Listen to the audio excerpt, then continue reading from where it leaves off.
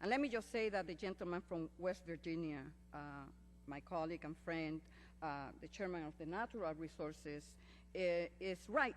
This is, Mr. Chairman, about process. It's about the fact that this is a flawed process. Not only was this bill drafted unilaterally, but it was prepared in a biased manner with a predetermined outcome in mind. Let us be clear. This legislation is designed to push the statehood agenda, regardless of whether that agenda is the best solution for the island or even among the people. The chairman of the Natural Resources Committee also mentioned that 4 plebiscites have been held in Puerto Rico. Yes, he's correct. And in the past 3 plebiscites, the men and women of Puerto Rico have consistently voted in favor of Commonwealth status and against statehood. I tell you, this legislation has no business being on the floor today. It raises a host of questions. It has 0 probability of becoming law. However, it does place members in the awkward position explaining why they are meddling in Puerto Rico when a request from Puerto Rico has not even been made. There are economic issues that we must address first.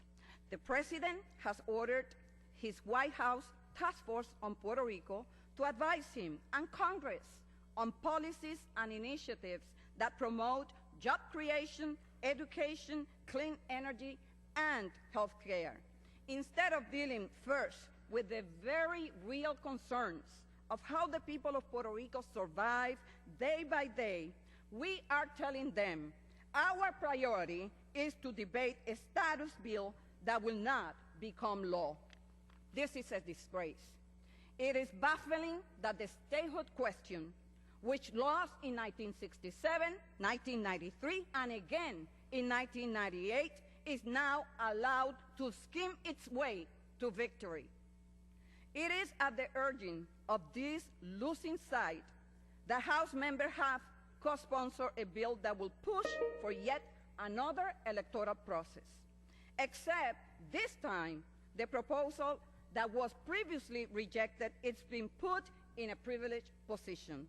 Those who drafted this legislation will exclude Commonwealth status in the planned plebiscite by developing a shell game with a first-round process to delegitimize it.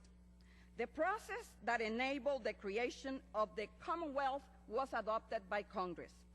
The Puerto Rico Constitution was ratified by Congress, and this form of government has been upheld by our U.S. courts. That is why it's so appalling, deceitful, and shameful that the people of Puerto Rico will be denied this option. No matter how much statehood supporters complain about Commonwealth, is the law of the land. Congress should not be in the business of picking winners and losers for this kind of referenda.